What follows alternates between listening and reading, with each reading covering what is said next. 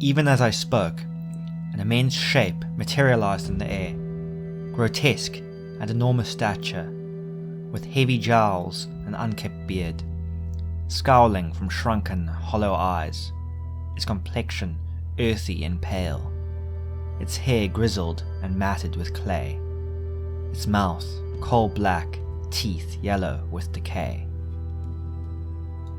These lines are from the epic poem The Lusiad, Book 5 by Camões, describing the voyages of Vasco da Gama around the tip of Africa, where the Portuguese explorer and his sailors ran into the horrifying visage of a primordial being.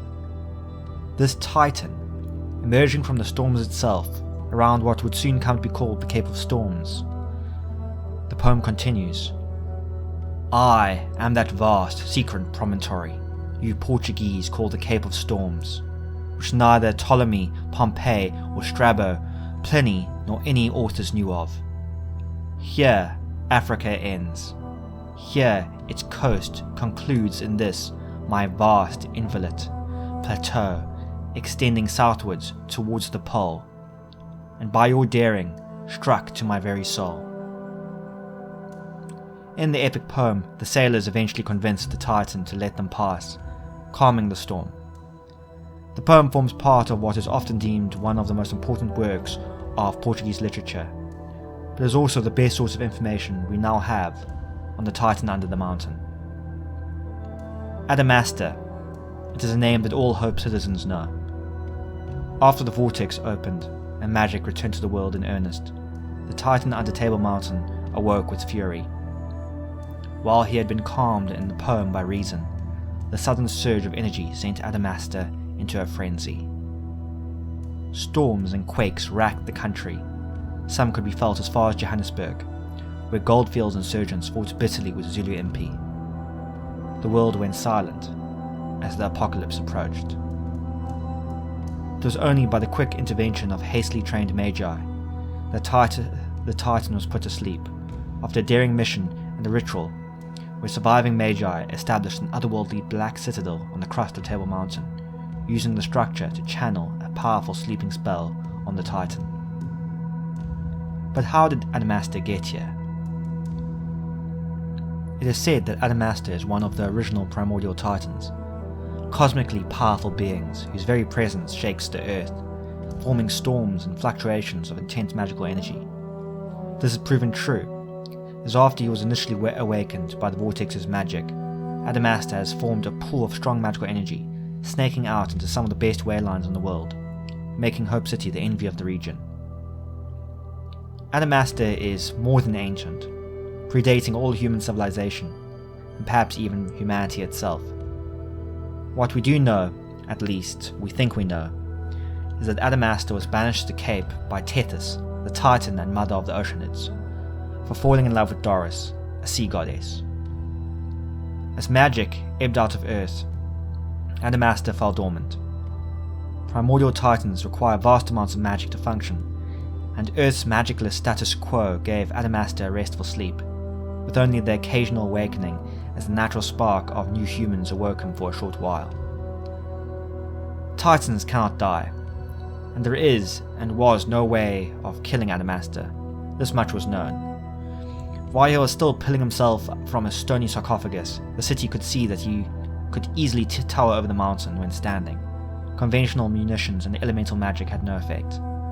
All we could do was put him to sleep, and keep the sorcerers and mages funded and safe so that they can keep the Titan asleep. The Titan Magi, as they came to be called, and the living memory of the Titan almost destroying their city, has bred the Titan cult, a religion formed around the mercy of the Titan, and prayers that he remains asleep and merciful. The cult has developed from sincere belief and fear of the Titan, but also as a political tool by the Titan Citadel to defend its interests. Titan cultists believe that the awakening of Adamaster is inevitable. They only pray that he remains asleep for as long as possible, granting humanity a reprieve. Their prayers are meant to grant good dreams to the Titan, keeping him content in his trance. The Titan cult has formed its own funeral rites, with Titan priests reciting the following at ceremonies. And it shall come to pass that all of us shall be committed to the earth.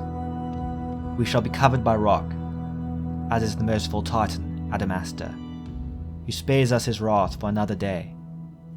But his wrath shall not come to the fallen. This child of earth and dutiful servant of the Titan shall not breathe again, or face the storms and quakes of the Titan's inevitable awakening. They shall be committed to the earth and rock, and like the Titan, shall be covered in rock. While cremation has become increasingly popular due to the risk of necromancy in Hope City, Titan cultists still insist on being buried. The grave markers typically take the form of giant stone fists, reminiscent of the first sign of the Titan, as he broke away the carapace of his mountainous tomb. The typical epitaph on all Titan cult graves reads, "Like the Titan, he sleeps, but forevermore." Life goes on. Adamaster, the Titan under the mountain, remains a very present danger to the people of Hope City and the world, but also a bountiful source of magical energy. This presents risk and opportunity, for while we await the awakening of the Titan, his magic fuels our day-to-day lives. Perhaps the devastation he may soon wreak is a worthy price to pay for the wonders of a magical age. Thank you for listening to this report on some of the lore of the Katverse. If you are unfamiliar with the Katverse, make sure to search for the Kat Drummond series, an epic modern fantasy set in an earth consumed by magic and monsters. Please also make sure to like, comment and subscribe so you don't miss a future upload. Until then, the hunt continues.